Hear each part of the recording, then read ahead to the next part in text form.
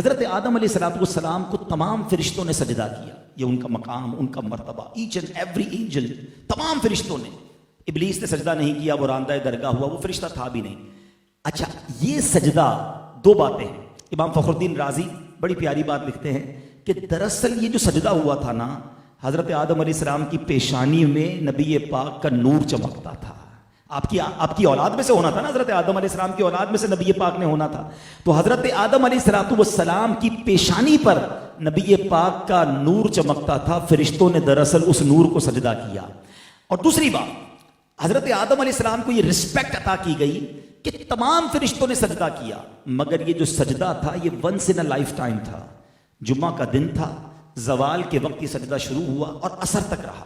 ٹھیک ہے، لیکن ایک بار ہوا. اب ذرا جو عربی گرامر جانتے ہیں علماء بیٹھے ہیں، اس آیت کی خوبصورتی سمجھیے. ان اللہ وملائکتہ یصلون علی النبی. یصلون کا جو لفظ ہے یہ کنٹینیو ورب پر دلالت کرتا ہے. یہ ایک فعل ایک بار نہیں ہوا. یہ نہیں فرمایا کہ اللہ اور اس کے فرشتوں نے ایک بار درود پڑھ دیا مومنو تم بھی پڑھ لو. نہیں، یصلون کا مطلب ہے یہ عمل مسلسل جاری ہے. ہر وقت نبی پاک کی بارگاہ میں فرشتے درود بھیج رہے ہیں، اللہ رحمت نازل فرما رہا ہے. یہ ڈفرینشیٹ کرنا بھی ضروری ہے.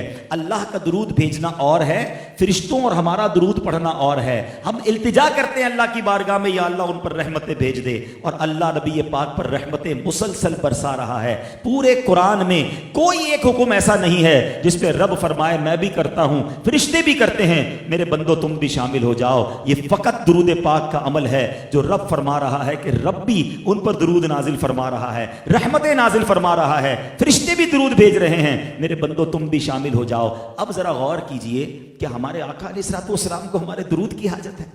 نہیں. ہماری تو اوقات ہی کوئی نہیں. ہم ہیں کتنے دنیا میں. ایک حدیث آپ سب نے سنی ہوگی کہ نبی پاک علیہ السلام کے روضے پر 70,000 فرشتے صبح حاضری دیتے ہیں، 70,000 فرشتے شام حاضری دیتے ہیں. اٹ مینز 12 گھنٹے کی اپروکسیمیٹلی حاضری ہے. اور جو ایک بار حاضری دیتا ہے اس کو دوبارہ حاضری نہیں ملتی ہے.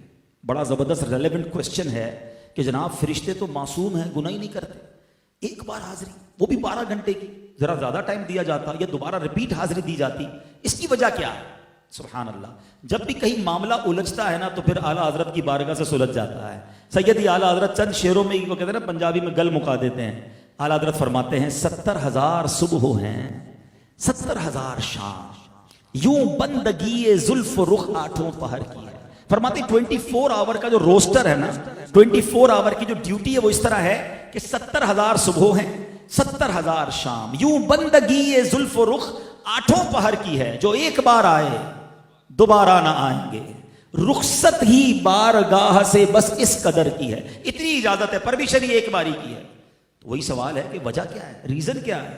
اب اعلیٰ حضرت جواب دیتے ہیں یہ بدلیاں نہ ہوں تو کروڑوں کی آس جائے، اور یہ بارگاہ مرحمت عام تر کی ہے. فرماتے اگر یہ ڈیوٹی نہ لگائی جاتی نا تو فرشتے اتنے ہیں، each and every angel want to, وہ چاہتے ہیں کہ نبی پاک کے دربار میں حاضری دیں. اگر یہ ٹائم بڑھا دیا جاتا 12 گھنٹے سے زیادہ یا بار بار آنے دیا جاتا تو نبی پاک کی بارگاہ سے کروڑوں حاضری سے رہ جاتے. سمجھ کے آئی بات کہ فرشتے ہیں کتنے. اب ذرا کبھی اکیلے میں بیٹھ کر کیلکولیٹر کھولیے گا، ایک دن میں کتنے فرشتوں نے حاضری دینی ہے؟ 1,40,000. ٹھیک ہے، اب ایک سال میں کتنوں نے دینی ہے؟ 100 سال میں کتنوں نے دینی ہے؟ 1400 سال ہو گئے ہیں، اب سے زیادہ وقت ہو گیا ہے. نبی پاک روضہ انور میں موجود ہے، حاضری جاری ہے، اور اللہ جانتا ہے قیامت کب آئے گی، تب تک جاری رہنی ہے. اس کا مطلب یہ ہوا آپ کے سارے کیلکولیٹر، ساری کیلکولیشن بیکار ہو جائے گی، وہ جواب ختم ہو جائے گا. اتنے فرشتے ہیں انکاؤنٹیبل، مگر کر کیا رہے ہیں؟ ڈیوٹی کیا ہے؟ ان اللہ وملائکتہ یصلون علی النبی. یعنی نبی پاک پر اربوں خربوں بھی لفظ تھوڑا ہے، اتنے درود روزانہ منٹ منٹ پہنچ رہے ہیں. تو میری آپ کی درود کی کوئی حاجت نہیں ہے انہیں. ٹھیک ہے، ہماری میمنی میں کہتے ہیں نا کھٹاتے ہیں، بیسیکلی ہمیں کھٹایا گیا ہے، ہمیں چانس دیا گیا ہے. اے ایمان والو تم بھی پڑھ لو، تمہارا کام بھی ہو جائے گا، تمہاری بھی جولی بھر دی جائے گی، تم پر بھی رحمت برس جائیں گی، تمہیں بھی شفاعت مل جائے گی. بیسیکلی ہمیں موقع دیا ہے اور یہ قرآنی حکم ہے.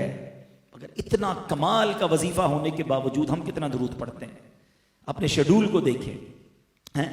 ہمارے شیڈول میں ہر چیز کی جگہ نکل آتی ہے. ابھی میں دیکھ رہا تھا ایک صاحب سے ملاقات کرنے گیا, پتہ چلا جم گئے میں نے کہا یار رمضان میں بھی جم نہیں چھوڑا. جم تو ضروری ہے نا صحت کے لیے, یعنی آپ نے جو ضروری ہے وہ سب شامل رکھا. پورے دن میں درود ٹائم کیا رکھا آپ نے؟